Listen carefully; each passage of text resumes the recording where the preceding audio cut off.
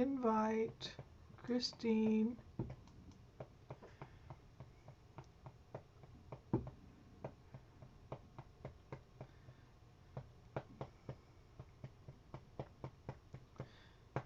there she is. Admit.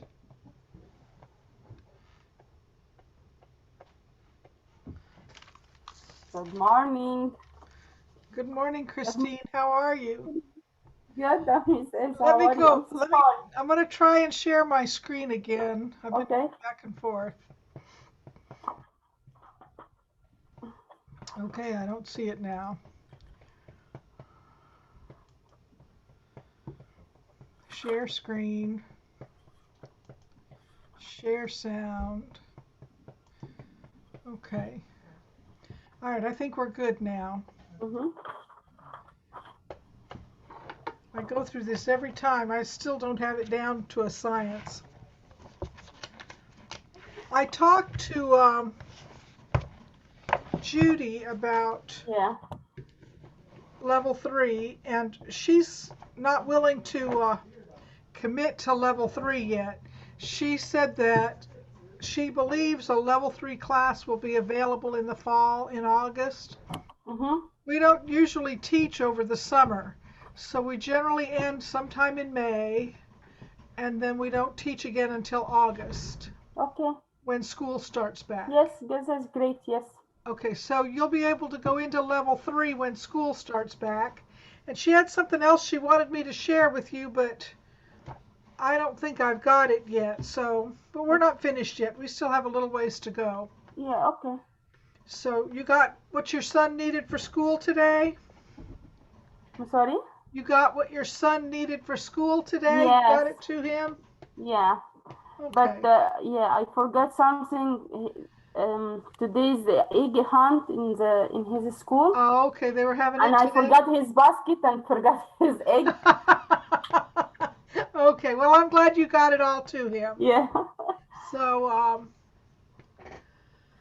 we are on lesson 4. Yes.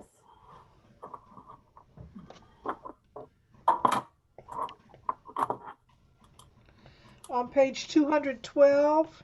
Mm-hmm. This is life skills, and we're going to talk about fire safety. They want you to match the fire hazards to their descriptions. Mm-hmm. Can you see some things in this picture that are fire hazards? I think the electricity is too much. Yes, too many plugs in the outlet, Yeah. right? Yeah. Okay, what else? And some clothes is in the top of the lamp. Yes, clothes on top of the lamp, that's a problem. They've blocked the window exit. You see where they put the bookcase in front of the window so you can't get out the window? Yeah. Also, they put that heater right next to those curtains, and that would be bad. Yeah. And This they bad. left matches out on the table where children could get to them. That's another thing that's bad. Yes. They also ran an electrical cord underneath a rug. That's not a good idea. Mm-hmm. And those electrical cords are not in the right places either. They're dangerous for tripping over them and could cause a fire. If it was the heater and they Yeah. tripped over a heater cord, they could tip it over and cause a fire. Yeah. There were a lot of things wrong in that picture. Okay, so they want you to match the letters at the bottom to the things that are hazards. Mm-hmm. So number 1, the cloth on the lamp, that's letter F. Is Number 2 is too many plugs in an electrical outlet, that's letter D. D. Yes. Number 3 is an electrical cord under a rug, that's letter C. C. Number 4 is no window exit, that's A. letter A. Number 5 is matches available to children, that's letter E. Yeah. And number 6, a heater too close to Close. the curtain, that's letter B. B as in boy. Yeah. Okay, now they're going to talk about fire safety words. What fire safety words do you know? And the ones that they've listed in the bubble are an escape plan. An escape plan is so that everybody in your house knows where to go if there's ever a fire. That's a real important thing. We teach that to small children regularly. And what's even more important than just the plan of how to get out of your house is where do you meet after you get outside the house. You need to have a central meeting space, maybe out at the end of your driveway or someplace away from the house that you can go and meet so that you know that everybody got out of the house. For instance, if you went out to the end of the driveway and your husband was there and your son was there, but your daughter was missing, you'd want to make sure you went back in and got your daughter. So if you have a central meeting place, you'll know if everybody got out okay. Yeah. So meeting place is important. They didn't mention that one here. A fire extinguisher, a smoke alarm, and a fire escape. Do you live in a house, don't you, Christine? Yes, yes. So a good meeting place might be at the end of your driveway, down near the street. We have a flagpole in the front yard, and ours is the flagpole in the front yard. But the important thing is to have a place so you know that everybody got out of the house. Yeah. All right, it says to listen to track 39. I guess we should try to fill in these. What's number 1 is a fire extinguisher. They did that one for you. What's number 2? Is that smoke alarm? Yes. Number 3? Is a fire escape? A fire escape. That's right. And that's very common in apartment buildings. Number 4? Exit? Number Escape 4, plan an escape plan, right. And number 5? is exit. Exits. Very good. Windows and doors. So first we're going to listen to track 39 and check our answers, and then it says listen and repeat. So first we'll listen, and then we'll listen and repeat. See if I can find it.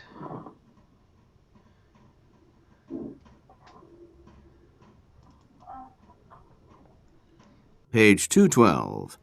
Identify fire safety words. Exercise B. Listen. 1, A fire extinguisher.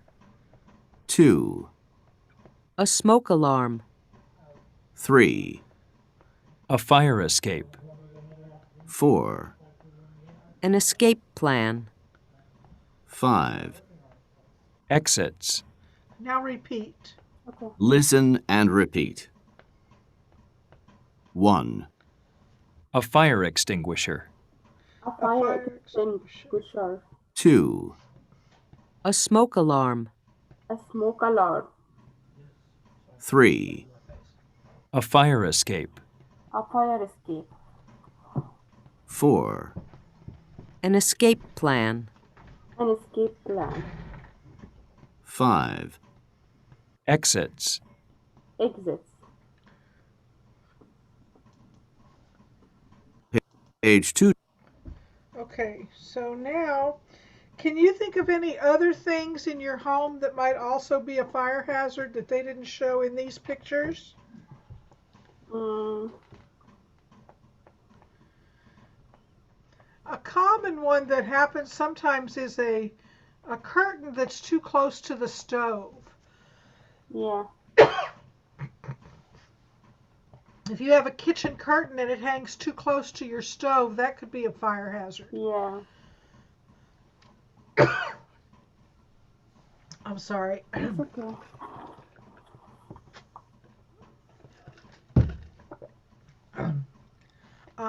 Can you think of any others? They showed matches being left out. Also any lighter, like if you have a lighter for your barbecue grill, you don't want to leave that out where children can find it. I'm just trying to think of things that might be a fire hazard. A lot of it is common sense. You know that that's not safe, so you don't do it. Yes. Some things are more subtle.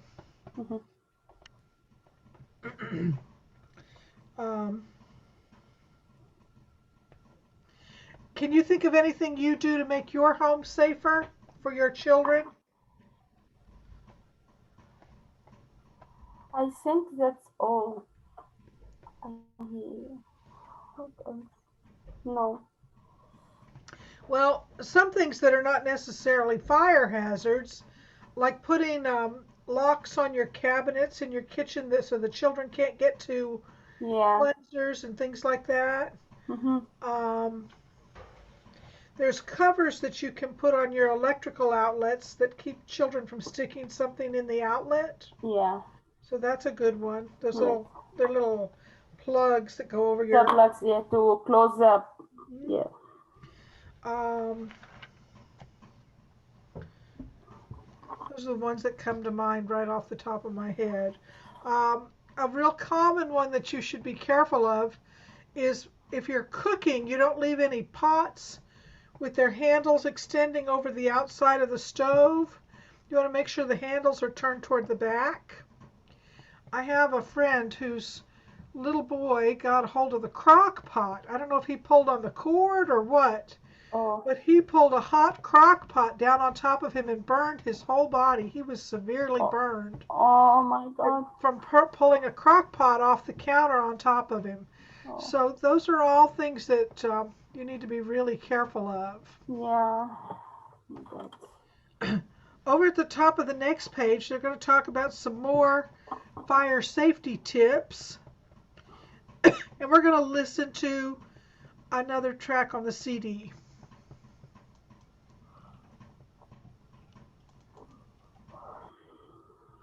Page 213. Learn fire safety tips. Exercise A. Fire safety tips. Leave your home immediately. Do not take anything with you. Don't stop to call 911. Call from a neighbor's house outside of your building. Don't use an elevator to exit your building. Use the stairs. Feel every closed door before opening it. Do not open a door that is hot. Try to find another exit. If you smell smoke, stay close to the floor. Cover your mouth and nose with a wet cloth. When you get outside, do not go back into your home for any reason. Tell firefighters about anyone still inside the building. Okay. Have you heard of stop, drop, and roll, Christine? I'm sorry? Stop, drop, and roll. It's something that we teach children, and it's very important. If for any reason you get fire on your body, for whatever reason, you stop, drop to the ground, and roll, and it will put out all the flames. Yeah. It's a real basic thing to know, and a very, very good thing to prevent you from getting too badly burned if you get fire on you. Yeah, okay. Stop, drop, and roll. All right, let's go over these again. Leave your home immediately. Home, H-O-M-E. Yeah. Don't stop to call 911. Yeah. Call from a neighbor's house. Don't use an elevator. If you happen to be in a building that has an elevator, don't get on the elevator. Feel every closed door. If you smell smoke. If you smell smoke, stay close to the floor. And when you get outside, don't go back into the building for any reason. Tell firefighters about anyone still inside the building. Because firefighters wear special protective clothing, so they can go back into a burning building and save people where it wouldn't be safe for you to go back in. Yeah. Do you want to listen to it one more time? No, it's okay. Okay. The next part says to read about Carmen. Which of the fire safety tips from above did she follow, and did she make any mistakes? I'm going to read this, and then I'm going to let you read it with me, Christine, because I think this is real good practice. Yeah. Last night there was a fire in Carmen's apartment building. First she called 911, then she got her wallet and keys from her bedroom, She touched the front door to her apartment, but it was not hot. She opened the door. She smelled smoke, so she ran to the stairs. She did not take the elevator. She waited across the street from the building until the firefighter said it was okay to go back inside. So, first, let's read through this again. You repeat after me. Okay. Last night there was a fire in Carmen's apartment building. Last night there was a fire in Carmen's apartment building. First, she called 911. First, she called 911. Then she got her wallet and keys from her bedroom. Then she got her wallet and keys from her bedroom. She touched the front door to her apartment, She touched the front door to her apartment, but it was not hot. but it was not hot. She opened the door. She opened the door. She smelled smoke, so she ran to the stairs. She smelled smoke, so she ran to the stairs. She did not take the elevator. She did not take the elevator. She waited across the street from the building She waited across the street from the building until the firefighters said it was okay to go back inside. until the firefighters said it was okay to go back inside. Okay, so what did she do right and what did she do wrong? Yeah. She do right when she called the 911. Well, she should not have called them first. She should have gotten out first and then called 911. Because 911 is going to want you to stay on the phone with them. And it would be better if she got out first before she worried about calling 911. So she should have waited till she got outside. What's the next thing she did wrong or right? I think the wrong. She got her wallet And keys. and keys from the bedroom. She should not have done that. She should have just gone straight outside. Yes. And she touches the front door is wrong. Okay, she touched the front door to her apartment and it was not hot. So that was a good thing she did. Mm-hmm. And then she went out the door.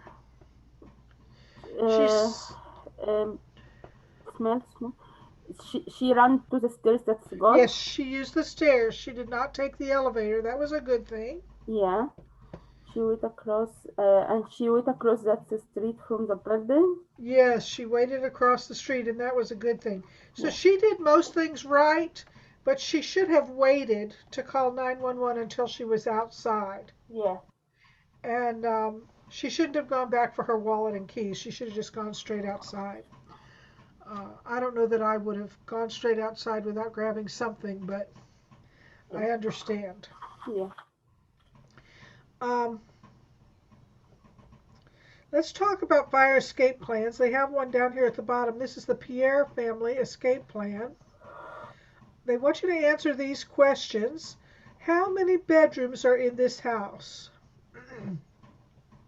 3. 3. How many people live there? I think 4. Well, you have Jack and John, that's 2. 2. And Fran, that's 3. Three, And 5. Mom and Dad. So there's 5 people living in the house. How many windows are there? Can you tell how the windows are marked on the plan? 1, 2, 3, 4, 5, 6, 7, 8, 9, 10, 11. I see 11. Yes. How many exits are there in each bedroom? So you have to look at each bedroom. So let's look at Mom and Dad's bedroom. How many exits does Mom and Dad's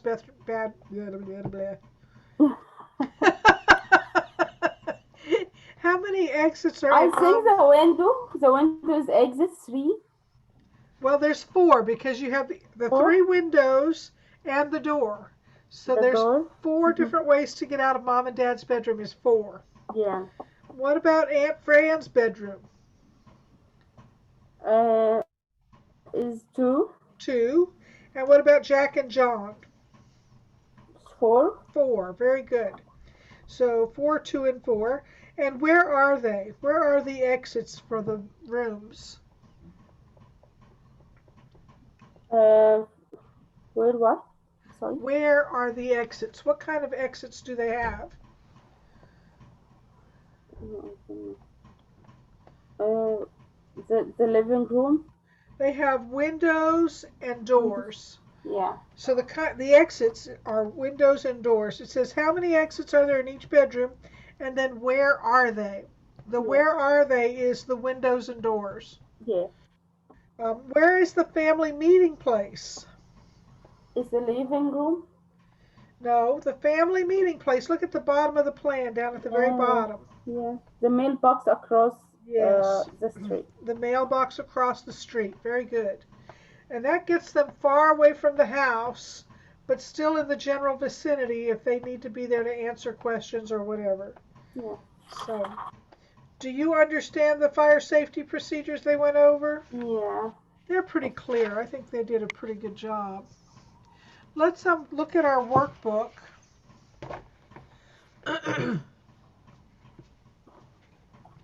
I have filled in these answers, so we'll just go over these fire safety tips even though I don't have the CD to play. So let's just go through the fire safety tips. Number 1, don't put matches where children can get them. So number 1 is matches. Matches. Don't put matches where children can get them. Number 2 is don't put too many electrical plugs in an electrical outlet. So don't put too many electrical plugs, P-L-U-G-S. Don't put too many electrical plugs in an electrical outlet, O-U-T-L-E-T, in an electrical outlet.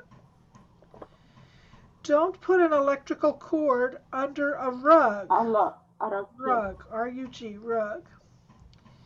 Don't put a cloth on a lamp.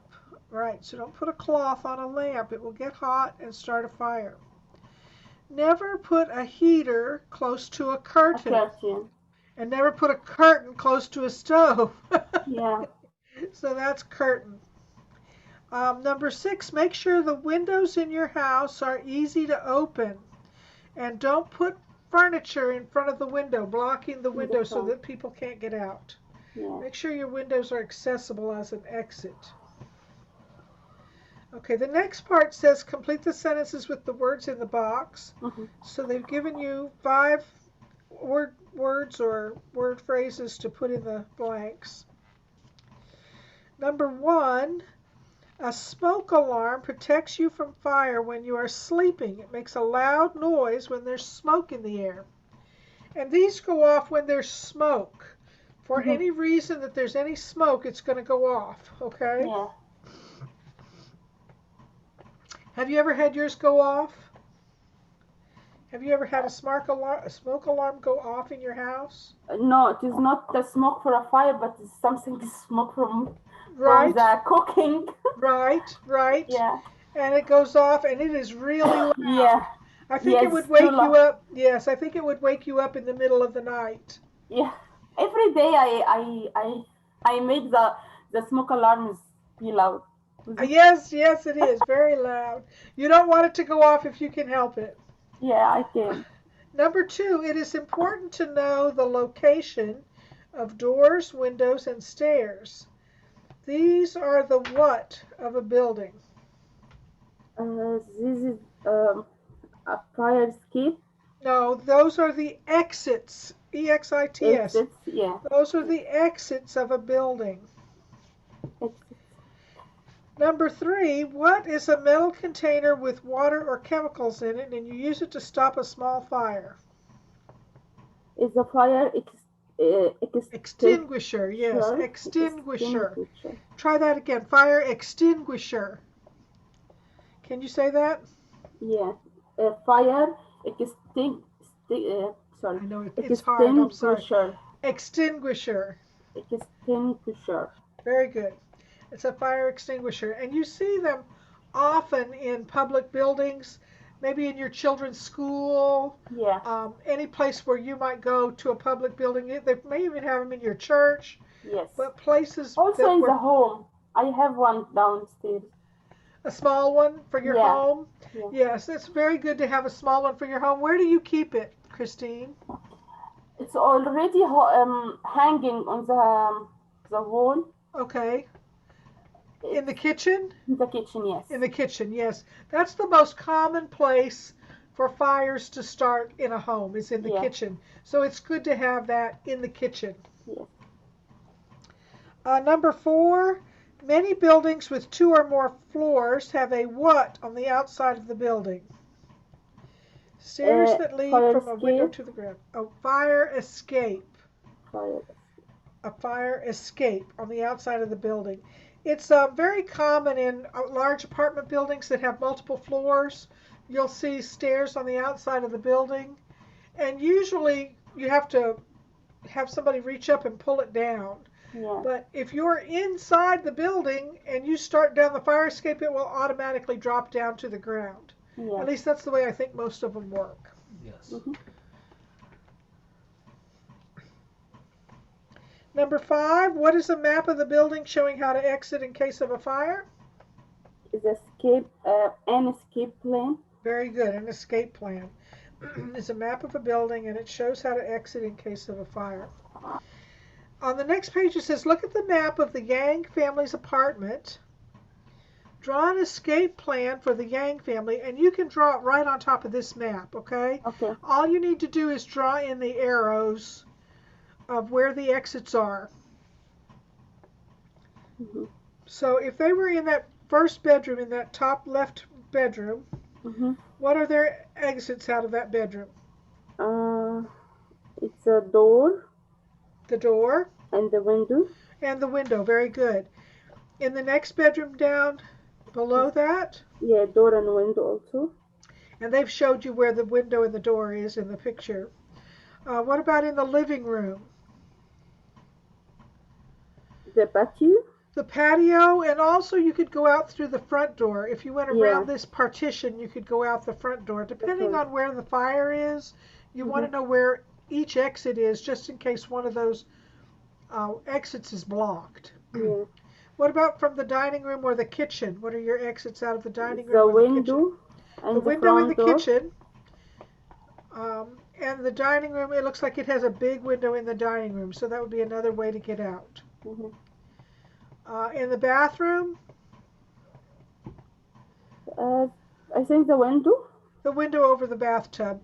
And I think windows are a last resort. You want to go outdoors if you can, Uh-huh. but if you can't get out of the door because it's blocked by fire, you need to know where the other exits are. Mhm. At the bottom of that page, they want you to draw one for your family, draw a map of your home, and draw arrows to show all the exits in each room. Choose a family meeting place outside of your home, such as a neighbor's house, a mailbox, or a parking lot. You need to make sure that everybody in your family knows where your meeting place is, so they know that if anything should happen, they know where they're supposed to meet you. That's very, very important. Yeah. You want to take a minute and draw a map of your house? No, I can't. Okay. I can't draw. Well, you just draw a box like they did at the top of the page and show where the doors and windows are and what each room is. It doesn't have to be anything Yeah. very exact, but a general idea so that you know all the ways to get out of your house if you need to. And I guess the most important thing there, Christine, is to go over it with your family. Make Yes. sure especially your children know how to get out if there's a fire. Children are very likely to crawl under a bed or into a closet because they're scared. Mhm. And that's the worst thing they can do in a fire. If Yeah. there's a fire, they need to get out, not go hide. Mhm. Okay. And it's very, very common for children to want to hide if there's a fire because they're scared. Yeah. Yes. So make sure your kids know that if there's ever a fire, they need to get out. I will speak with them. Yeah. Yes. Very Yeah. important. Any way to get out. Getting out is much more important than anything else. Mhm. Most fires that happen, especially in homes, if you get out of outside the building, you're not going to have any loss of life. You know, the reason people lose their lives is because they hide or they can't be found by the firefighters. So the most important thing is to get out. Yeah. All right, let's turn over to lesson 5. Describe an emergency. There are some dangerous situations in these pictures. What the first one is a construction accident. Mhm. And that would be mostly a hazard for somebody who's working on a building from the outside. Yeah. This one, they have scaffolding set up, and it looks like things have fallen down. Mhm. In the second picture is a car accident, and that happens to most of us at some time in our life, right? And depending on how bad it is, it may not be terribly bad. You may be able to drive away from it. This one looks like it was serious enough that they're not going to be able to drive away. The next picture is a bank robbery. Mhm. And the last picture is an explosion. I hope I'm not in any of those. Yeah. Me And the too. car accidents I've been in have been very, very minor. And Yeah. it's usually because somebody backed into me. Yeah. I had nothing to do with it, but people don't look when they're driving. Okay, let's go down to the listen portion. Look at the picture. There's a man and a woman. What do you think they're talking about? They are talking about the accident on the journal. They're talking about something that they see in the newspaper, right? Yes, newspaper. Yeah. So the choices were traffic, the news, or the weather. So what do you think they're talking about? The news. The news. I think they're talking about the news. All right, we're going to listen to the conversation and see if that's correct.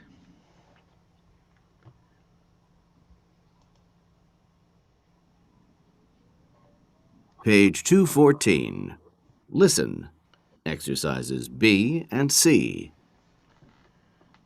Did you hear what happened yesterday? No. What happened? There was a gas explosion downtown. Oh my gosh. That's terrible. Was anybody hurt? Yes. 2 people went to the hospital. Okay, so we guessed right. They were talking about something in the news. Yes. And then letter C, they want you to look at the headlines in the news Mhm. and determine which article they're talking about. So let's listen one more time and then determine which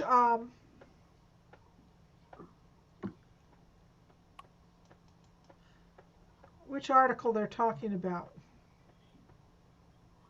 Page 214. Listen.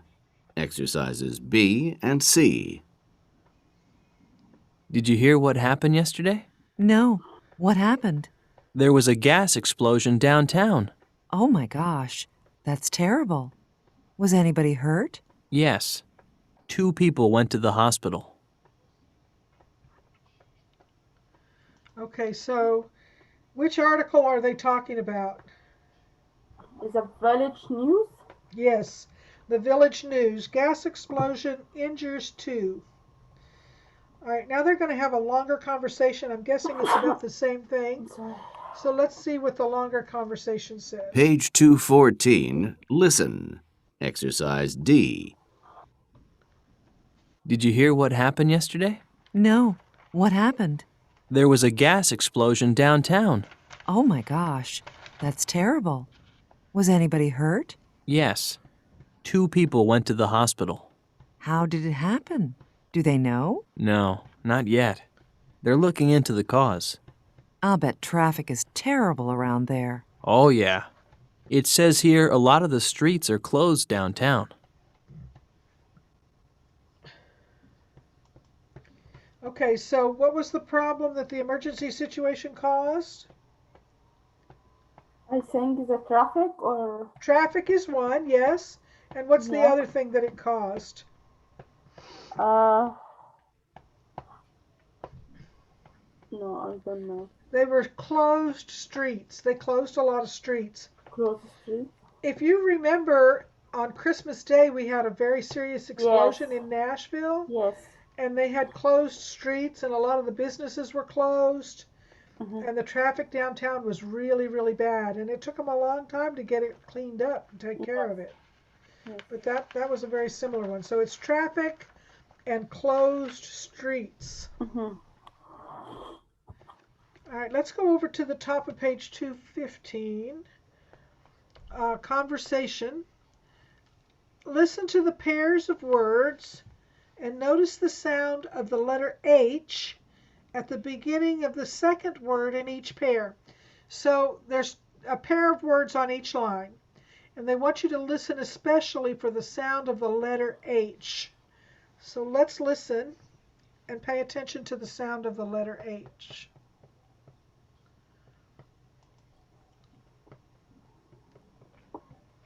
Page 215. Conversation. Exercise A. Listen. 1, Ear. Hear. 2, I.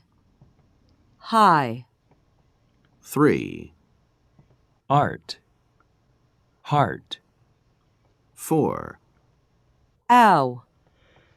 How. Okay, so you can see how the sound of the words is just a little bit different when they have the letter Yes. H in front of them. But you have to listen for that H because it's not real hard. So you have to pay attention to hear the differences. They want you to repeat now, so let's listen and repeat. Okay. listen and repeat. 1, Ear. Hear. Here. Here. 2, I. High. I. Hi. 3, Art. Heart. Art. Heart. 4, Ow. How. Oh. How. Very good. page 2. Okay, I'm sorry, I keep clicking and it doesn't respond right away. The next part, exercise B, is listen to each pair of words. Are the two words the same? And they want you to write an S on the line if the words are the same. Or are the two words different? And write a D on the line if the words are different. So you have to listen very carefully so you know whether the two words they say are the same or different. If it's the same word twice, then you put an S on the line. Okay. If they're two different words, write a D on the line. Okay? 214. Listen. Exercises B and C. Did you hear what happened yesterday? No. What happened? There was a gas explosion downtown. Oh my gosh. We're listening That's to terrible. the wrong one. I'm sorry, Was anybody Christine. hurt? Okay. I thought this advanced and it didn't. Track 44. I'm trying Page to get 2. there. Page Oh, now I'm too 218. far. Page 215. Conversation. Exercise B. 1, Hear. Hear. 2, Art. Heart. Okay. We have to listen very carefully, and I'm Yes. having trouble hearing the differences. I'm going to start this one over again, Okay. but I'll try to stop it after each pair of words. Page 215. Conversation. Exercise A. Listen. Wait a minute. Wrong 1. track. Sorry. Okay. Page 215. Conversation. Exercise B. 1, Hear. Hear. Were they the same or different? Same? Same. Those were the same. It was here with an H. Yes. Here and here. All right, let's listen to number 2. Yes. 2, Art. Heart. Different? Different, yes. Art and heart. So those two were different. The next one. 3, High. I. It's different? Different, yes, they were different. Number 4. 4, Ow. Ow. Same. Same. They were the same. Very good. And number 5. 5, ear, here, Different. Different. Very good. And number 6. 6, High. High. Same. Same. Very good. Those were the same. So they're getting you to listen for that H on the beginning of the word. All right, let's go on to the next track. There's a conversation. So first we'll listen, and then we'll listen and repeat. Okay. page 215, conversation, exercise C. Listen. Did you hear what happened yesterday? No. What happened? There was a gas explosion downtown. Oh my gosh. That's terrible. Was anybody hurt? Yes. 2 people went to the hospital. Okay. Listen and repeat. Did you hear what happened yesterday? Did you hear what happened yesterday? No. What happened? No. What happened? There was a gas explosion downtown. There was a gas explosion downtown. Oh my gosh. That's terrible. Oh my gosh, that's terrible. Was anybody hurt? Was anybody hurt? Yes. 2 people went to the hospital. Yes, 2 people went to the hospital. Okay. I guess now that we just did listen and repeat. Okay, so now we're going to go on down to the bottom. Practice the conversation, then make new conversations. So you're going to use these blue and red blocks to the right and choose words to go into the blanks. Okay. I'll start. Oh, actually, you start with letter A and I'll read letter B. Okay. Did you hear what happened yesterday? No, what happened? There was a robbery downtown.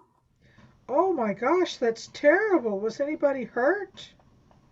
No one was hurt. Very good. Now I'll do this, and you read A and I'll read B. Okay. I'm sorry, I'll read A and you read B. Did you hear what happened yesterday? No, what happened? There was a construction accident downtown. Oh my gosh, that's terrible. Was anybody hurt? 4 people were hurt. Okay, so you see how you use those words in those blocks to complete those sentences. All right, let's turn over to page 216, and we have a grammar box at the top of the page. It says describe an emergency. So this is an incident where you might be calling 911 to tell them that something has happened, or you might be sharing something with a friend that happened some time ago. So this is there was and there were. Actually, I guess these are all some time ago because you're just talking about it after the fact. So I'll read these and you repeat after me. There was a gas explosion yesterday. There was a gas explosion yesterday. There were 2 car accidents last week. There were 2 car accidents last week. So in the negative, there wasn't a fire. There wasn't a fire. There was no fire. There was no fire. There weren't any injuries. There weren't any injuries. There were no injuries. There were no Injuries. If you'll notice, when they don't use a contraction, when they say there was no fire or there were no injuries, it's easier to understand the words if you don't use the contraction. They're showing you the contractions because you're going to hear contractions when people speak. But it helps you to understand better if you don't hear the contraction. There was no fire. There were no injuries. the contractions make it more difficult to hear the differences. Mhm. So let's go on to the bottom. Yes, no questions. Okay. Was there a fire? Was there a fire? Were there any injuries? Were there any injuries? Yes, there was. Yes, there was. Yes, there were. Yes, there were. No, there wasn't. No, there wasn't. And no, there weren't. No, there weren't.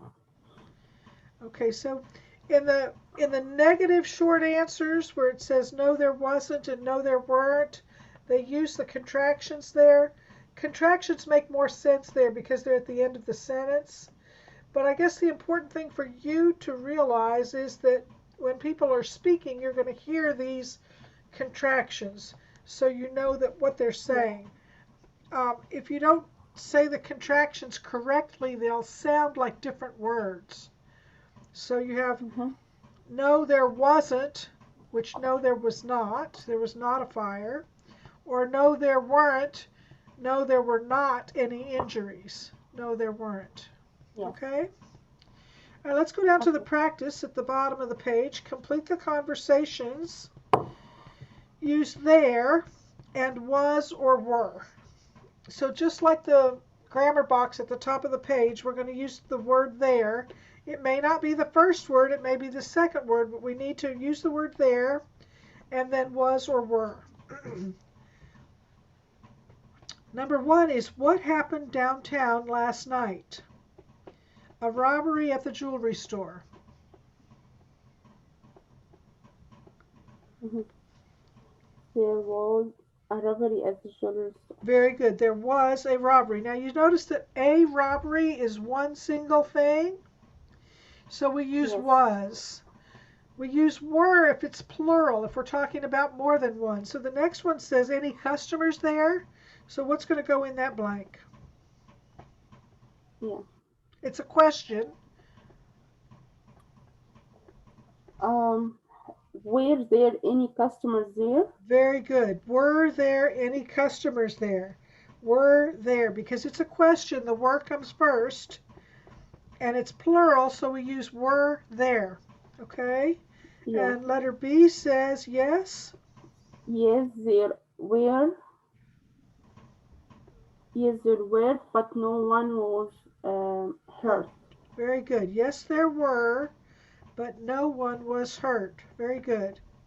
All right, let's go to number 2. A problem at the high school last night. There was a problem at the high school last night. Very good. There was, because it was a problem, just one. So there was a problem at the high school last night. I know there was a fight after the basketball game. Very good. I know there was a fight after the basketball game. There was a fight. When you see the word a, that usually means that there's only one. So we're going to use was. There was a fight after the basketball game. Wow, did the police come? Yes, yes, he is. Oh, no. Yes, he came. No. Yes, there were 5 Yes, police there were cars. 5 police. Yes. Yes, there were 5 police cars in the parking lot. Mhm. Must have been a pretty good sized town. Our town doesn't have 5 police cars. Yeah. Oh my God, 5. Well, I don't live in a big city. I live out in the country, so. Yes, there were 5 police cars in the parking lot. All right, number 3. An explosion at the factory. There was an explosion at Yes. the factory. There was an explosion at the factory yesterday. Was anybody hurt? No, luckily there was no injury. Very good. There were no injuries. There were no injuries. Now, they're not using any contractions here, Christine. Why? They're just saying there were or there was or were there or was there. So Yes. this is going to be no. Luckily, there were no injuries. Number 4, an accident on Main Street. Was there an accident on Main Street This morning. this Very morning? good. Was there an accident on Main Street this morning? Yes, there was. I heard about it on the radio. Very good. Yes, there was. I heard about it on the radio. I saw too. There was a lot of traffic and I was late to work. Very good. There was a lot of traffic and I was late to work. Very good. All right, let's look over on page 217. The practice. Look at the picture of emergency situations from the news last night. Write 2 sentences to describe each picture. So they want you to do this on another piece of paper, Christine. They want you to write 2 sentences for each one of these pictures. Mm-hmm. They did one of them for you. There was a fire last night. There was a lot of smoke. Yes. Because they said a lot of smoke, we say there was. Mm-hmm.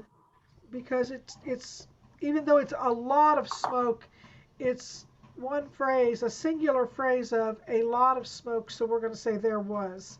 Yeah. There was a fire last night. There was a lot of smoke.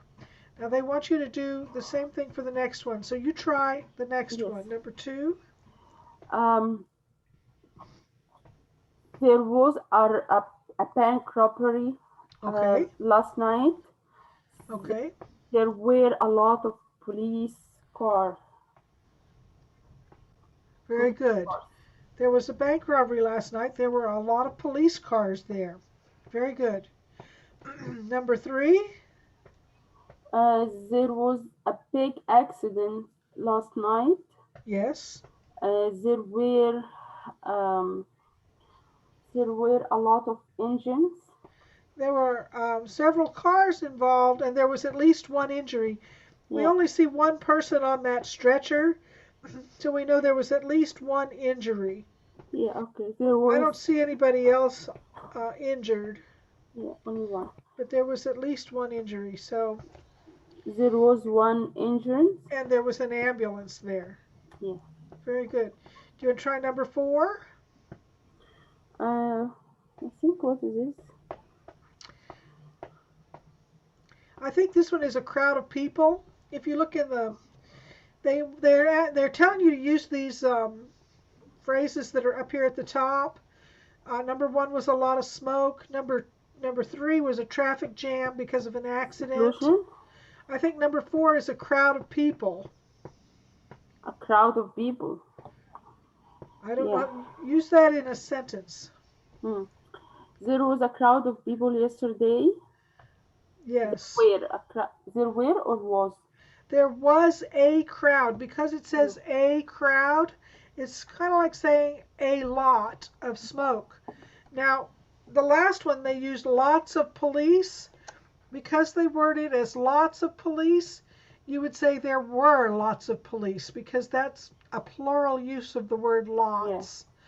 But where you say there were a lot of police, you would just say a lot and you would use were. Mm-hmm. Well, you use were for both of them, I guess, because they're both referring to a plural number, more Yes. than one. And there was a crowd, and there Of were a people. lot of people in the street. Yeah. There was a crowd of people. There were lots of observers, lots of people watching. I don't know what that was, but it was just a crowd of people.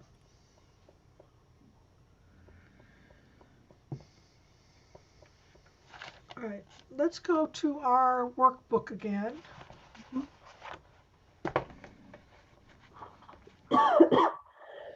Page 128.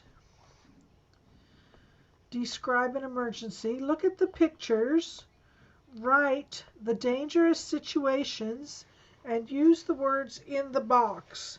So they've given you that box with 4 different things in it, and there's 4 different pictures. So number 1, Robbery.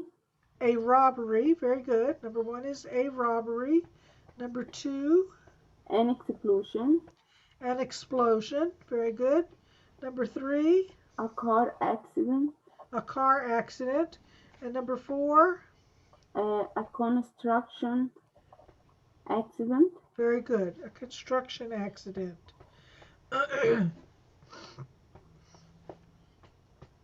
Letter B says, look at the news website. Complete the sentences with there and was or were. Mm-hmm. So this is a website you might see if you were looking at news on your phone or on the internet. In the Greenville Hotel fire on Wednesday, July 2nd, there was a fire at the Greenville Hotel early this morning.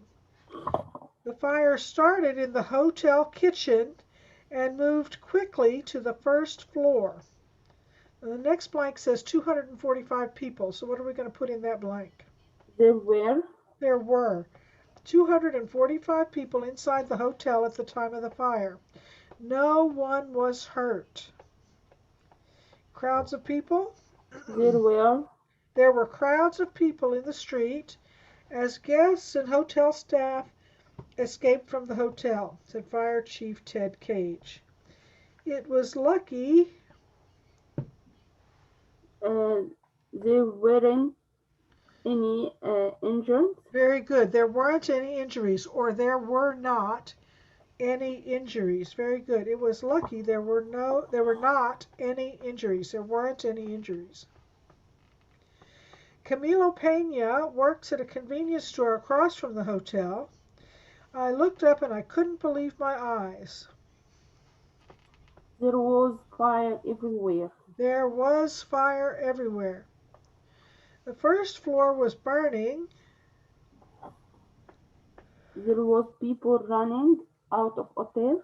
Very good. There were people running out of the hotel. There were or was? There were. Because people is plural. Plural, more than one. There were people. It didn't say there was a person. It says there were people running out of the Miss hotel. Elsa. Somebody's knocked the door. Okay, go ahead. I'm sorry. Maybe You're fine. Go ahead. Yeah, the people that spray the. I understand. Always the first of the month, right? Yes. Oh, yeah. It's once in the month. Yeah. Very good. I'm sorry. No, you're fine. Go ahead. Yes.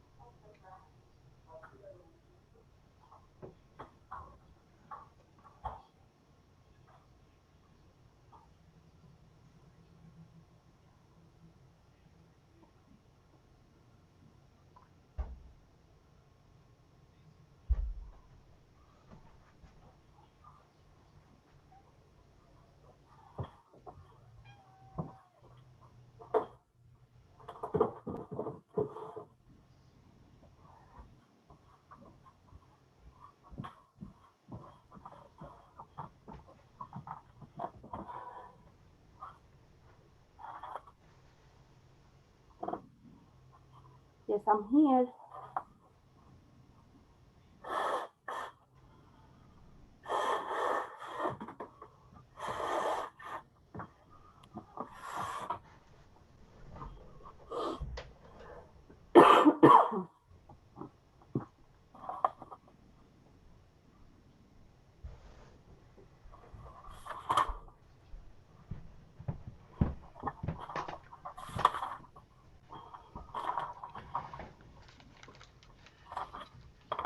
I'm sorry, Christine. I figured It's okay. if you were answering the door, I would It's take okay. advantage too.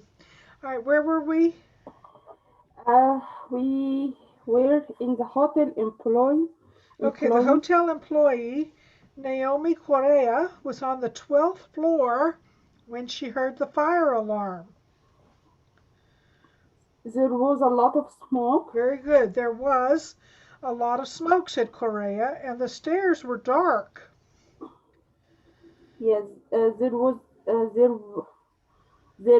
any light. Very good. There was not any light. There wasn't any light.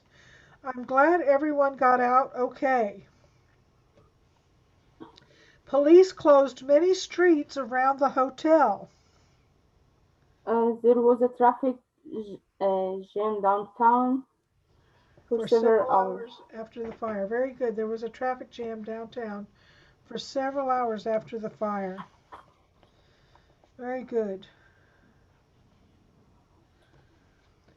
At the top of page 129, look at the pictures on the TV news.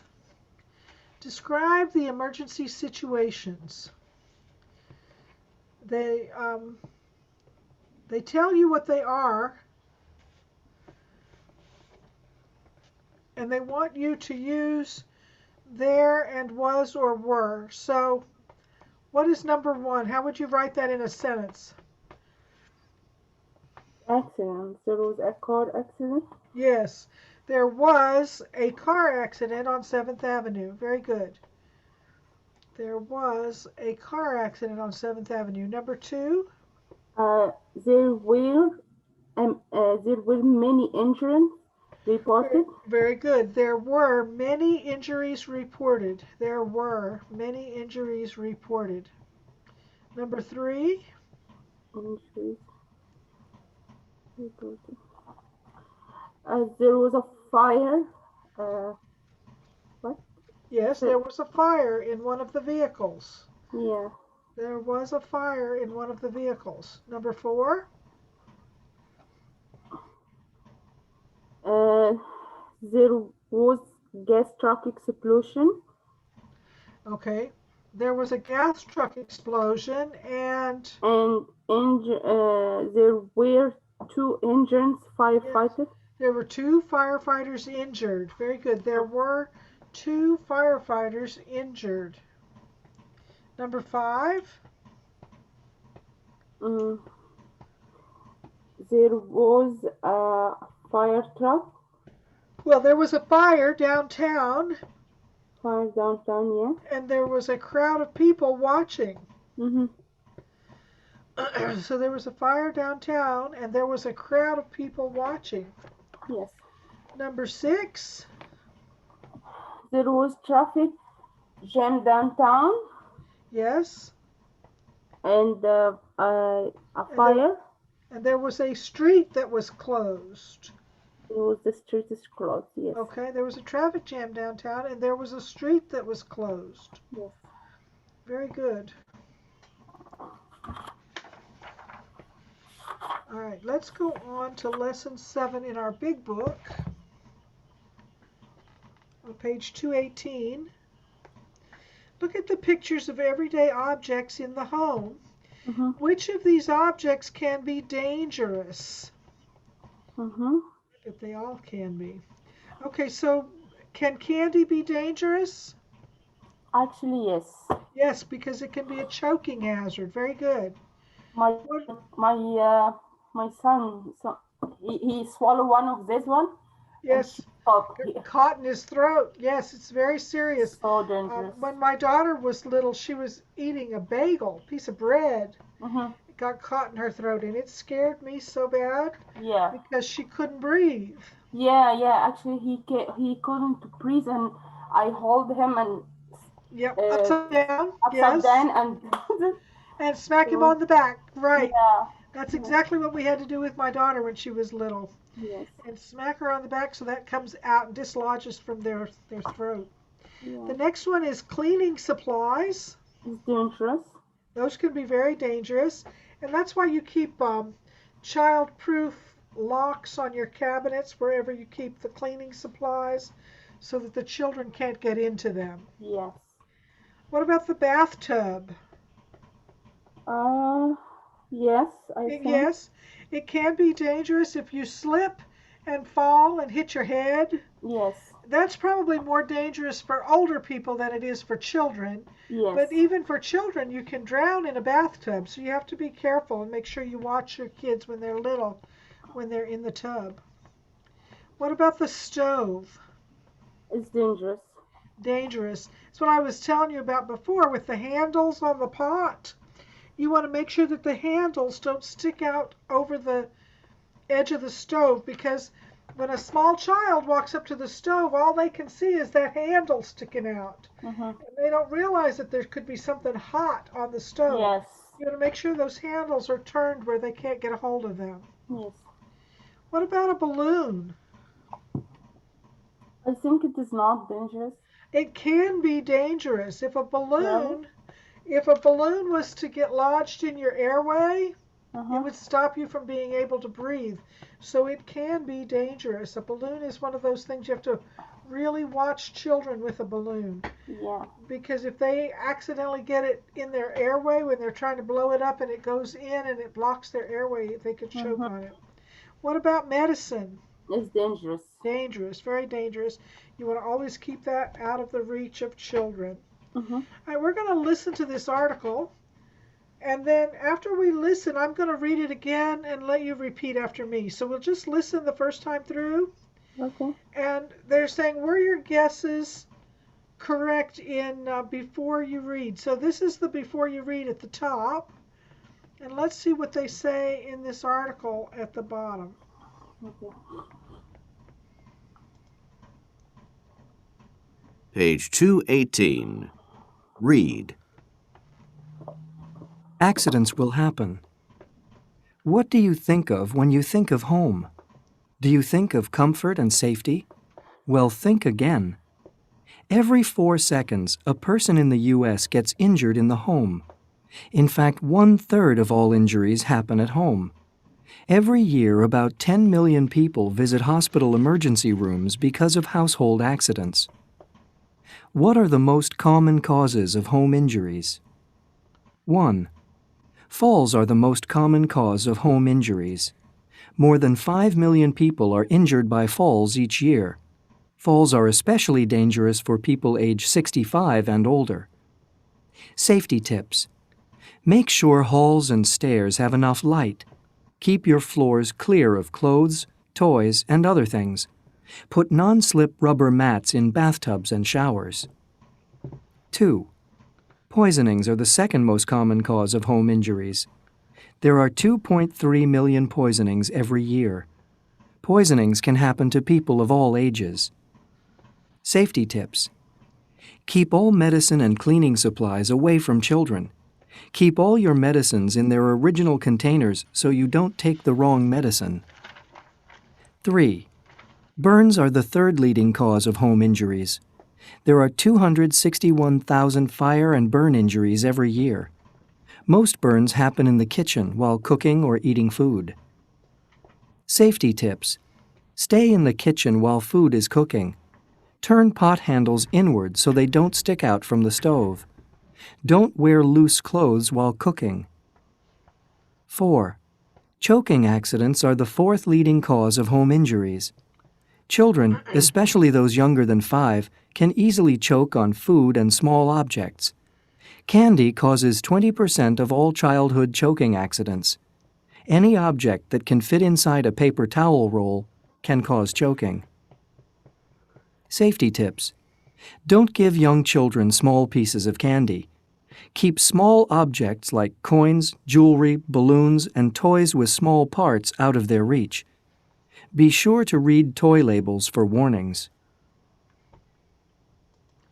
Okay, I'm going to read this again, Christine, and have you repeat after me so you can read the same things. Were you surprised about the balloon? Yes. Anything that's small enough to fit inside a paper towel roll. You know what they mean by the roll that the paper towels come on? Yeah. So if it can fit inside that, it's small enough that it could be a choking hazard. Yeah. All right, let's go to the article, and this time I will read and you repeat after me. Okay. Accidents will happen. Accidents will happen. What do you think of when you think of home? What do you think of when you think of home? Do you think of comfort and safety? Do you think of comfort and safety? Well, think again. Well, think again. Every 4 seconds, a person in the U.S. gets injured in the home. Every 4 seconds, a person in the U.S. gets injured in the home. In fact, 1/3 of all injuries happen at home. In fact, 1/3 of all injuries happen at home. Every year, about 10 million people Every year, about 10 million people visit hospital emergency rooms visit hospital emergency rooms because of household accidents. because of household accidents. What are the most common causes of home injuries? What are the most common causes of home injuries? Falls are the most common cause of home injuries. Falls are the most common cause of home injuries. More than 5 million people are injured by falls each year. More than 5 million people are injured by falls each year. Falls are especially dangerous for people aged 65 and older. Falls are especially dangerous for people aged 65 and older. Safety tips. Safety tips. Make sure halls and stairs have enough light. Make sure halls and stairs have enough light. Keep your floors clear of clothes, toys, and other things. Keep your floors clear of clothes, toys, and other things. Put non-slip rubber mats Put non-slip rubber mats in bathtubs and showers. in bathtubs and showers. Poisonings are the second most common cause of home injuries. Poisonings are the second most common cause of home injury. There are 2.3 million poisonings every year. There are 2.3 million poisonings every year. Poisonings can happen to people of all ages. Poisoning can happen to people of all ages. Safety tips. Safety tips. Keep all medicines and cleaning supplies away from children. Keep all medicines and cleaning supplies away from children. Keep all your medicines in their original containers. Keep all your medicines in their original containers. So you don't take the wrong medicine. So you don't take the wrong medicines. Burns are the third leading cause of home injuries. Burns are the third leading cause of home injury. There are 261,000 There are 261,000 fire and burn injuries every year. fire and burn injuries every year. Most burns happen in the kitchen Most burns happen in the kitchen while cooking or eating food. while cooking or eating food. Safety tips. Safety tips. Stay in the kitchen while food is cooking. Stay in the kitchen while food is cooking. Turn pot handles inward Turn pot handles inward so they don't stick out from the stove. so they don't stick out from the stove. Don't wear loose clothes while cooking. Don't wear loose clothes while cooking. Choking accidents are the fourth leading cause of home injuries. Choking accidents are the fourth leading cause of home injury. Children, especially those younger than 5, Children, especially those younger than 5, can easily choke on food and small objects. can easily choke on food and small objects. Candy causes 20% of all childhood choking accidents. Candy causes 20% of all childhood choking accidents. Any object that can fit inside a paper towel roll Any object that can fit inside a paper towel roll can cause choking. can cause choking. Safety tips. Safety tips. Don't give young children small pieces of candy. Don't give young children small pieces of candy.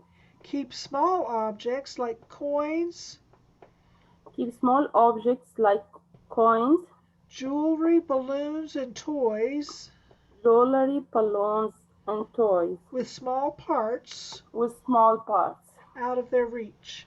out of their reach. Be sure to read toy labels for warnings.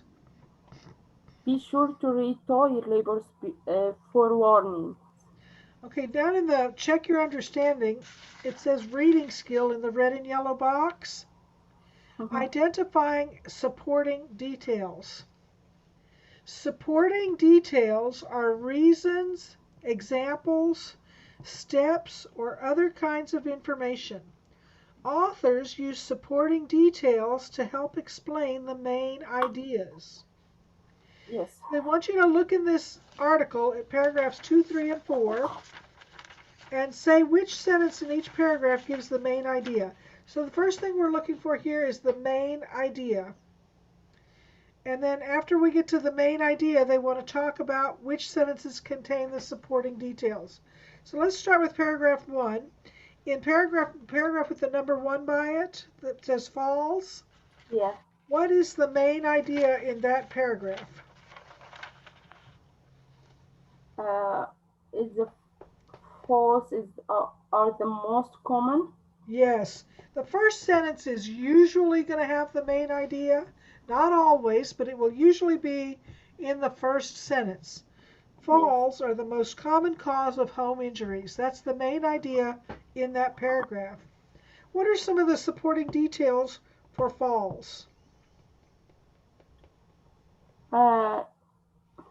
Is especially dangerous for people age 65 and older? Yes, they're most dangerous for people 65 and older. And then they go into the safety tips. Let's look at poisonings. What's the main idea in the poisonings paragraph? It's the second most common cause of Very good. It's the injury. second most common cause. And the supporting details? It is can happen to people of all ages. Very good. It can happen to people of all ages. Number 3, burns. It is the third leading cause of home injury. Very good. And supporting details? Most burns happen in the kitchen while cooking or eating food. Very good. Most happen in the kitchen. And 4, choking? Choking is the fourth leading causes of home injuries. Very good. And supporting details? Is any object that can fit inside as a paper towel. Okay, that's one supporting detail. Also, children younger than 5 can easily choke on food and small objects. And candy causes 20% of all childhood choking accidents. Those are all supporting details. All those sentences are considered supporting details. Very good. Okay, they want you to review the safety tips and say which ones of these things do you do. So look at the first one under falls. The safety tips are make sure halls and stairs have enough light. Do you do that? Yes. Keep your floors clear of clothes, toys, and other things. And put non-slip rubber mats in bathtubs and showers. Yes. Sometimes you can just put down those strips, those rubber strips that stick on the bathtub. Sometimes you can just put those down and that'll give you something to keep from slipping and sliding in the bathtub. Yeah. Poisoning safety tips. Keep all medicine and cleaning supplies away from children. Yes. Keep all your medicines in original containers so you don't take the wrong medicine. Under burns, the safety tips. Stay in the kitchen while cooking. Yeah. I have to remind my son of that when he likes to leave the kitchen and he doesn't stay there and watch food. Yeah. Turn pot Turn more handles. handle. Do you turn your pot handles inward? Yeah. Don't wear loose clothes while cooking. The Yes. important thing there is if you have sleeves or something that hang down, you Mhm. don't want them to get in the way of what you're cooking or catch on fire. Yes. Okay. And choking safety tips. Don't give young children small pieces of candy. A peppermint, like they showed in the picture, is probably the most common because it's a hard candy. Yes. And children don't understand that you can't just swallow it. You know, they don't realize that that could block their airway. Yeah. Um, and other small objects, you keep other small objects away from children like candy, coins, balloons, jewelry, and toys with small parts. You want to keep those out of their reach. So, and it doesn't mean that they can't have any of those things. They just need to be supervised Yes. so they don't choke. Yeah. And be sure to read toy labels for warnings. A lot of times on the labels it might say this toy contains small parts and it's only safe for children over age 5 or 6 or something like that. So you should read the labels.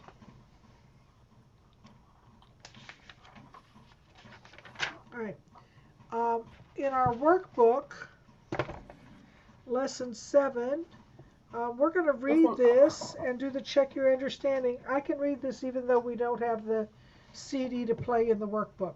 So I'll read this and then I'll have you repeat after me. Okay. Local hero rescues family. Local hero rescues family. A Greenville man rescued 3 people A Greenville man rescued 3 people from a car that crashed into Jordan Lake Saturday morning. from a car that crashed into Jordan Lake Saturday morning. Miguel Torres, 34, Miguel Torres, 34, was fishing at the lake at 6:30 a.m. was fishing at the lake at 6:30 a.m. He saw a car drive off the road and into the lake. He saw a car drive off the road and into the lake. I didn't think, said Torres. I just jumped into the water. I didn't think, said Torres. I just jumped into the water. I knew those people needed help fast. I know these people needed help fast. Torres swam to the car. Torres swam to the car. And his son Jamie, 12, called 911. And his son Jamie, 12, called 911. The water was at the height of the car doors. The water was at the height of the car doors. Torres tried to open the doors, but he couldn't open them. Torres tried to open the doors, but he couldn't open them. He could see 3 people inside the car. He could see 3 people inside the car. Tom and Marcia Tully, 42. Tom and Marcia Tully, 42. And their 10-year-old son, Alan. And their 10-year-old son, Alien. They were all hurt and unconscious. They were all hurt and unconscious. I found a metal pipe and I hit the window until it broke. I found a metal pipe and I hit the window until it broke. I carried the boy out of the water, said Torres. I carried the boy out of the water, said Torres. I went back for the mother and then the father. I went back for the mother and then the father. The man was a big guy. The man was a big guy. Over 6 feet tall and heavy. Over 6 feet tall and heavy. But I just picked him up. I don't know how I did it. When I arrived at the accident, the car was totally underwater. Said Greenville Police Officer Rick Adams. Miguel Torres saved that family. Miguel Torres saved that family.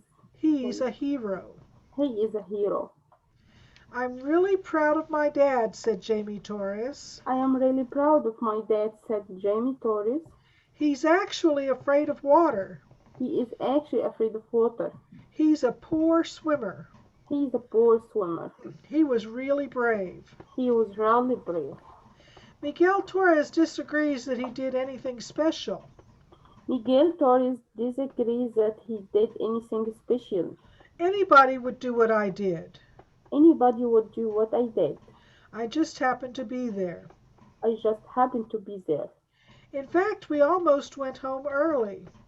In fact, we almost went home early. It was raining. It was raining.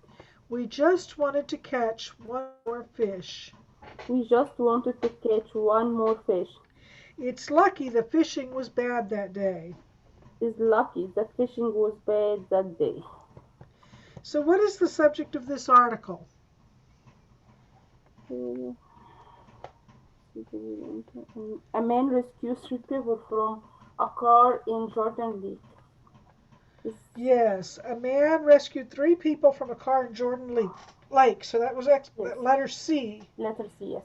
A man rescued 3 people from a car in Jordan Lake. Over at the top of the next page, look at the pictures of the accident at Jordan Lake and number the pictures in the order they happened. Then write sentences to describe each picture. So first they want you to look at each one and number them in the order they happened. Which one of those pictures happened first? I think they numbered number 1 for you down in the lower right corner. Yes, there was an lower accident. left corner, I'm sorry. The lower left corner, the car drove into the lake. That was the first one. Yeah. What was next? Next is the second picture. The second picture, that's right. The man went into the lake and the boy called 911. That was the second thing that happened. What was the third thing, number 3? The man found the metal. Yes, he pounded on the glass with a metal pipe to break the window. Yes. Very good. And number 4? He carried the boy first. He carried the boy first. And number 5? And then he come back to the mother and father. And number 6? Is finally the police came. He carried the father. The police showed up and he carried the father. Very good. Yes. Very good. So they want you to write sentences for these. For number 1, they wrote, there was an accident. A car drove into Jordan Lake. Now you can get the sentences right out of the article, so you don't have to make them up on your own. You know that there was an accident and a car drove into Jordan Lake. Number 2 says, Torres jumped into the water. Yeah. Because you can see that he went right straight into the water. And number 3, he found a metal pipe and broke the window. Yes. He found a metal pipe and broke the window. Number 4, he carried the boy out first. Boy first, and then he went back for the mother. And then the father. And then the father, and then the police showed up. Very good. Yes. Police officer Rick Adams says that Miguel Torres is a hero. Do you agree that this man is a hero? Yes. Yes. He made the statement that anybody would do the same, but I don't think that's true. Not everybody would do what he did and go in and rescue that family. Yes. He was very brave to go into the water and rescue that family. Yes. All right, let's go back to our big book.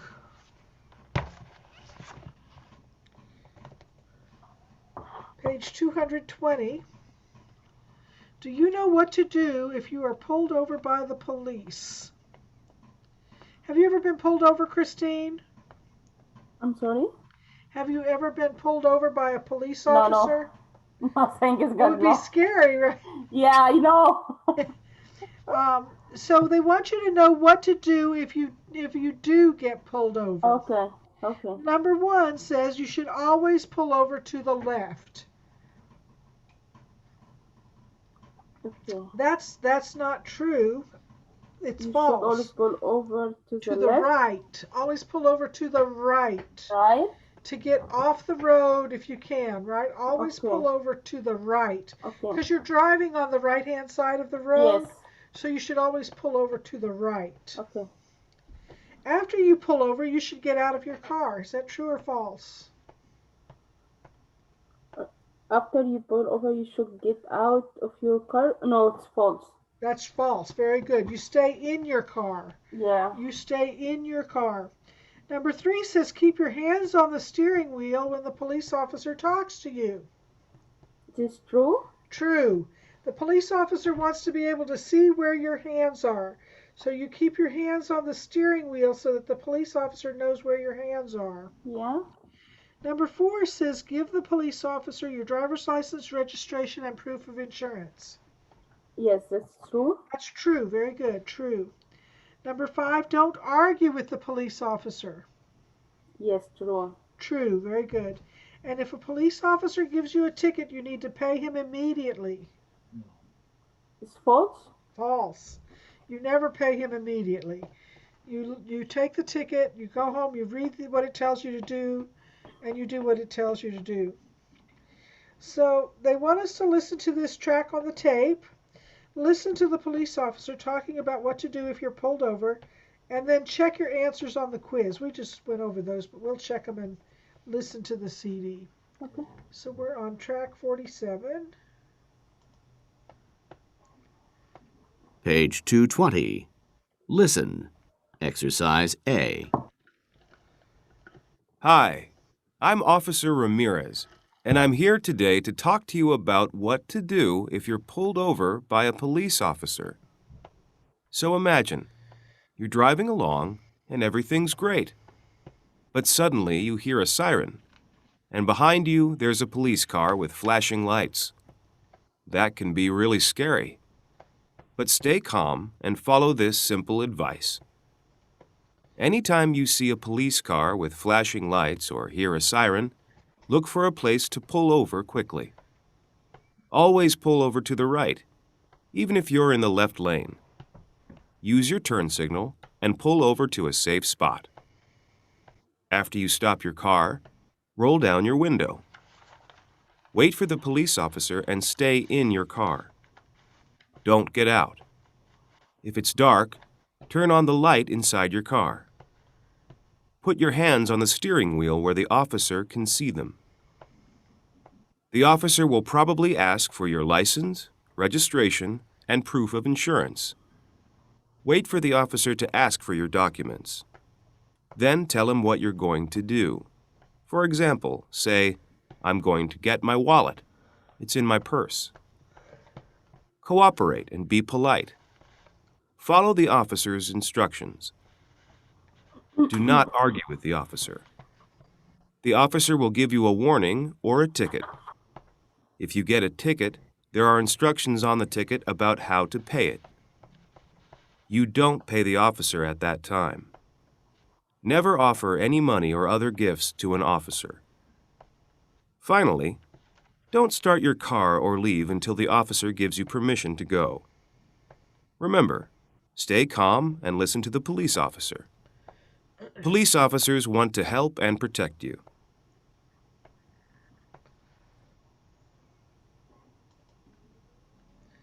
Okay, so did you learn anything new? Yes. I don't think there was anything new in that. We went over most of that when we were answering the questions. Yeah. Let's go over to the top of the next page, conversation. Look at the traffic violations. What are some other violations that you know of? What's happening in the first picture? Is running a red light. Yes, you never want to hurry up and go when the light turns green because somebody could be running a red light. You always want to wait just a little bit and make sure that the traffic is stopping. Mm-hmm. What about the next picture? What's wrong there? Tailgating. Tailgating. Riding too close to the bumper of the car in front of you. You always want to leave a certain amount of distance between you and the car in front of you. Mm-hmm. In the next picture, Not wearing a seat belt. Yes, that young man in the back seat is not wearing a seat belt or in a child restraint seat. Mm-hmm. And the last picture? Speeding. Yes. All right, we're going to listen to this conversation and then we're going to listen and repeat. So first we'll listen and then we'll listen and repeat. Okay.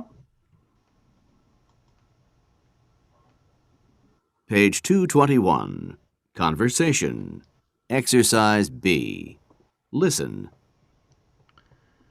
I need to see your license, registration, and proof of insurance. Okay. My license is in my pocket. The other things are in the glove compartment. That's fine. You can get them. Here you go. I'll be back in a moment. Please turn off your engine and stay in your car. Do you know why I pulled you over? I'm not sure. I pulled you over for speeding. I see. Okay, so now we're going to Listen and repeat. Okay. I need to see your license, registration, and proof of insurance. I need to see your license, registration, and proof of insurance. Okay. My license is in my pocket. My license is in my pocket. The other things are in the glove compartment. The other things are in the glove compartment. That's fine. You can get them. That's fine. You can get them. Here you go. Here you go. I'll be back in a moment. I will be back in a moment. Please turn off your engine and stay in your car. Please turn off your engine and stay in your car.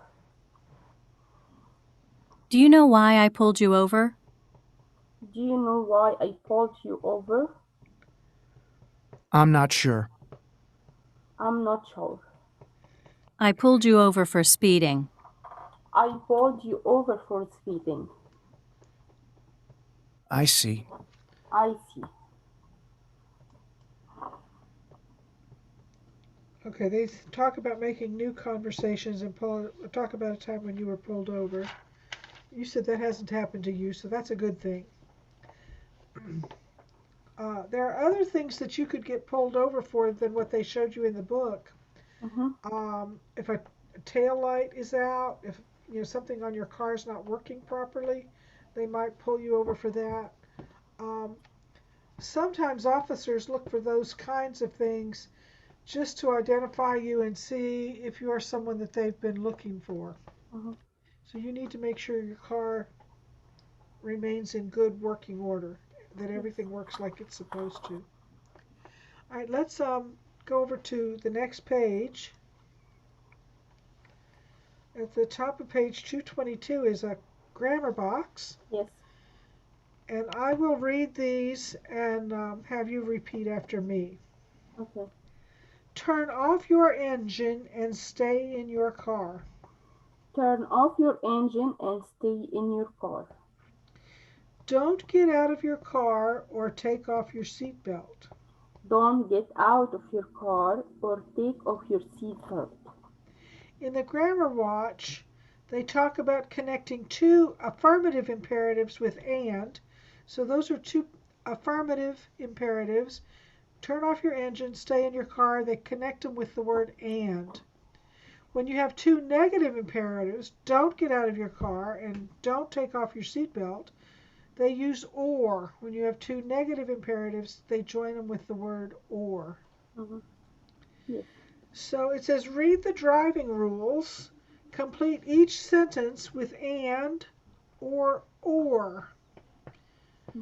Number 1 says drive carefully, obey all traffic laws. We connect those with and. Number 2, be sure to wear your safety belt. Use car seats for young children. Connect those with and, because they're both in the affirmative. Don't use your cell phone. Don't read a map. Or read a map while driving. Right, or drive more slowly. Put on your headlights in bad weather.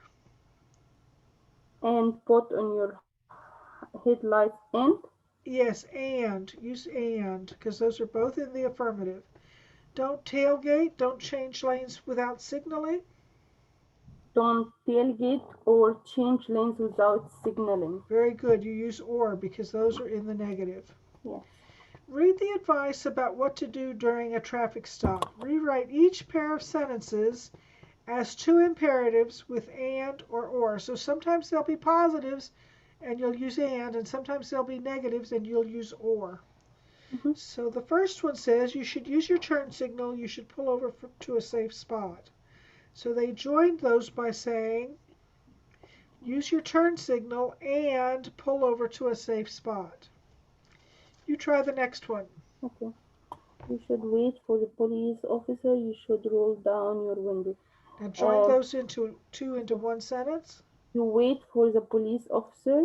You should wait for the police officer and roll down your window. Very good. Wait and roll down your window. Very good. Number 3. You should be polite and follow the officer instruction. Very good. You should be polite and follow the officer's instructions. Very good. Number 4. You should not argue with the officer or offer money to the officer. Right. Don't argue with the officer or offer him money. Number 5.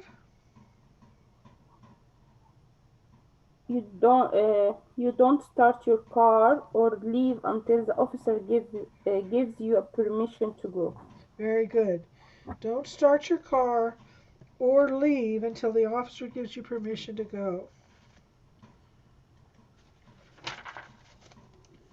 All right, we're on the unit review, so we'll finish up this unit with the unit review. So look on page 223. Actually, let's go do our workbook page for lessons 8 and 9 first. So let's do the workbook pages on page 132. Respond to a police officer's instructions. Look at the pictures.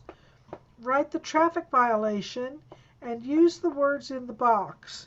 So they want you to look at the picture and determine what it is and use the words in the box. Number 1 is speeding. Speeding. What's number 2? Tailgating. Tailgating. Number 3? Not wearing a seatbelt. Very good. Not wearing a seatbelt. Number 4?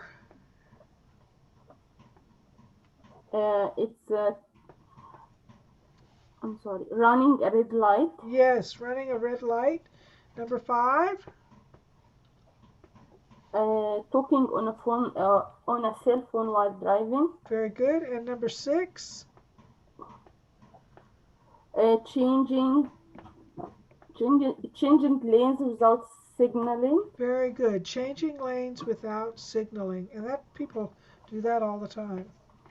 All right, the next one is listening to the track, and I can't play that, so we could probably guess what goes in there. Good afternoon. I need to see your driver's license and registration.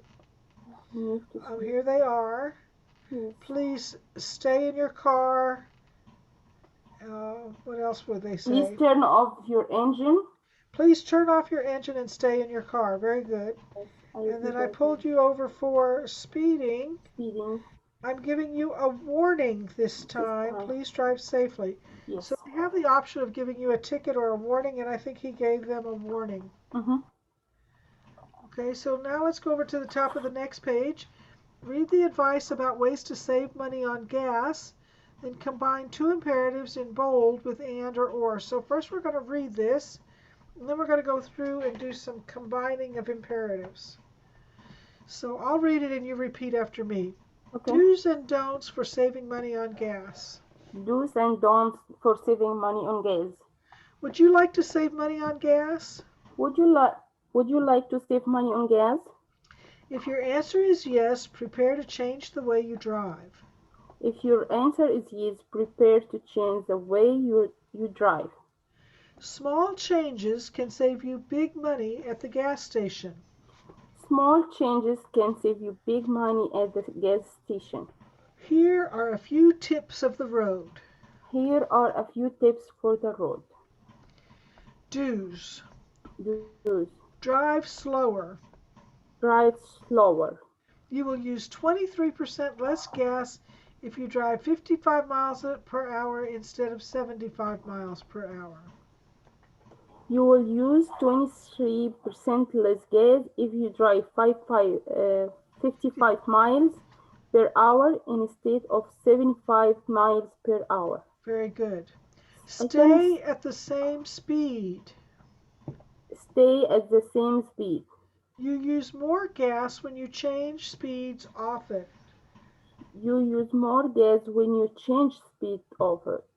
Maintain your engine. Maintain your engine.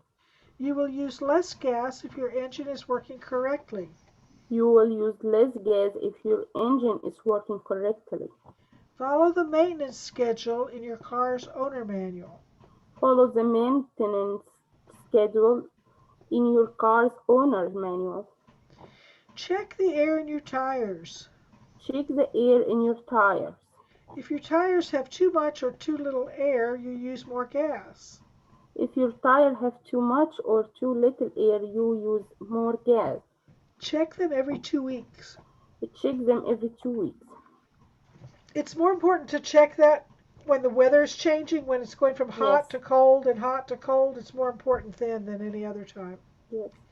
Turn off the engine. Turn off the engine. If you have to wait for more than 2 minutes, turn off the engine and save gas. If you have to wait for 2 minutes, for more than 2 minutes, turn off the engine and save gas. Empty your trunk. Empty your truck. Heavier cars use more gas than lighter cars. Heavier cars use more gas than lighter cars. Take everything out of the car that you don't need. Take everything out of the car that you don't need. Keep your extra tire though. Keep your extra tires on. Don't start or stop quickly. Don't start or stop quickly. When you get a green light at a traffic light, don't try to speed up too quickly. Don't try to speed up too quickly. Fast stops and starts use more gas. Fast stops and starts use more gas. Don't get stuck in traffic. Don't get stuck in traffic. If you can avoid driving when there's a lot of traffic, if you can, avoid driving when there's a lot of traffic. If you can avoid driving when there is a lot of traffic, try to plan trips for when there are fewer cars on the road. Try to plan trips for when there are fewer cars on the road. Don't run just one errand. Don't run just one errand. Run many errands at the same time. Run many errands at the same time. You can save time and gas. You can save time and gas. Don't use the air conditioning. Don't use the air conditioning. Use the air conditioning only when you need it. Use the air conditioning only when you need it. If it's not that hot, keep it off and save gas. If it is not that hot, keep it off and save gas. Very good. All right, now let's go over to the do's again. And it wants you to combine these and these imperatives. And we can go with just the part that's in the bold. We don't have to do all the details. So the first one says, drive slower and stay at the same speed. So they use the first two. Drive slower and stay at the same speed. So we're going to do the next two. Maintain your engines and check the air in your tire. Very good. Maintain your engine and check the air in your tires. The next two. Turn off the engines and empty your trunk. Very good. In the don'ts. Don't start or stop quickly. Okay, to combine these. Don't get stuck in. Don't start or stop quickly. And don't get stuck in traffic. I think that's an and. Even though it said with negatives you use or, I think this is an and. Don't start or stop quickly, and don't get stuck in traffic. And the last two? Don't get stuck in traffic, and don't run just one.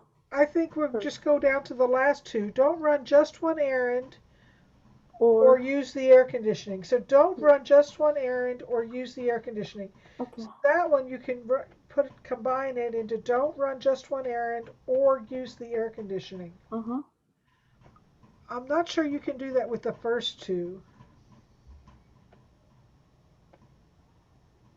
I guess you could if you take out the don't. Don't start or stop quickly or get stuck in traffic.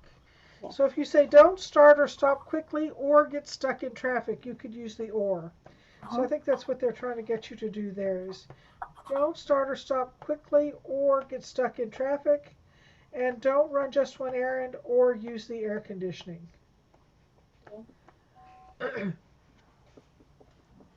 Let's quickly do the unit review because we don't do all of that, and then next week we'll be able to go on to Unit 12. Yes, sure. Do you want to do the unit review, or do you want to save that till next? Yes, I review. Okay. Complete the phone conversations. Use the correct present continuous form of the verb in parentheses, or use the correct form of there be in the past. So we're going back to the beginning of the unit and things we did at the very beginning of this unit. Hi, Anne. Listen, I'm going to be late. I am sitting in my car. I'm stuck in a traffic jam. There is an accident. There was. Yes. There was an accident near Lakeland. There was. So we're using it in the past. That's where it says use the correct form of there be, but do it in the past. Yes, okay. So there was an accident near Lakeland. Oh no, was anyone hurt? I'm not sure. There was an ambulance. There was an ambulance here a few minutes ago. So there was an ambulance here a few minutes ago. We'll try the next one. Are you moving? Yeah. Are you moving? So you're stuck in traffic. Are you moving? Moving, yeah, okay. Actually, a police officer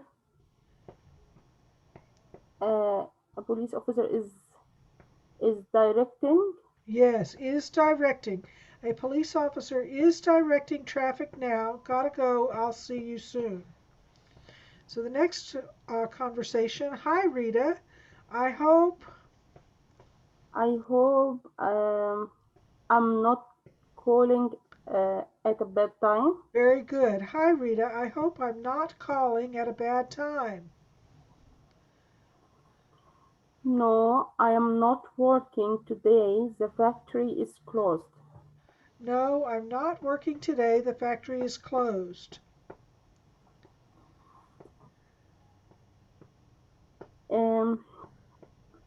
Was there There was an explosion yesterday. There was an explosion yesterday. You are kidding. No, oh, it's true. Luckily, there were no injuries. No, it's true. Luckily, there were no injuries. That's amazing. Was there a fire? Was there a fire? Yeah, a big one. Yeah, a big one. There were 10 or 12 fire trucks there. Very good. There were 10 or 12 fire trucks there. Wow. So that's all we need to do. You can read through the rest of these if you want to. We're not going to act them out. It's hard to do that with just one student. So you can read through Fahad's problem and what can he do about it. And they gave several solutions and how he could handle that. So next week we'll start on Unit 12. Yes. Okay, the world of work. Yes. I think that's good for today. I think we did pretty well. Yes.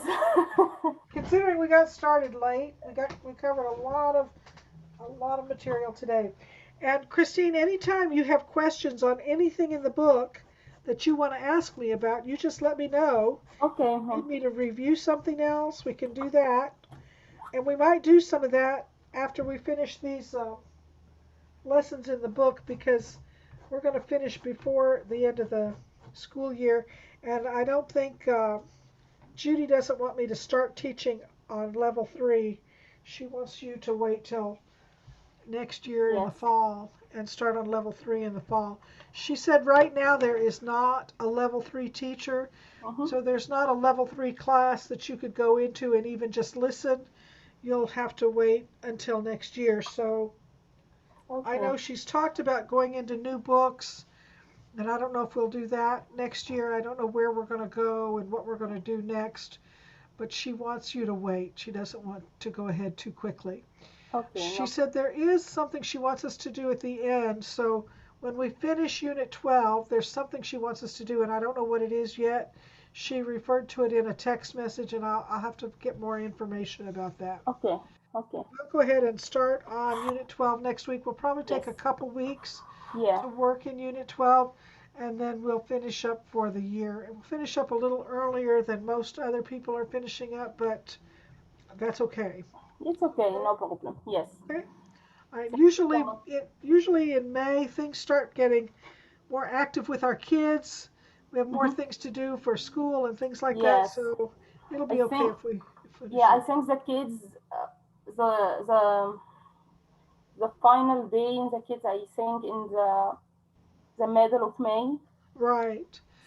So if we finish up in April, it'll be okay. Yes. So we'll go ahead and start on Unit 12 next Thursday. Okay.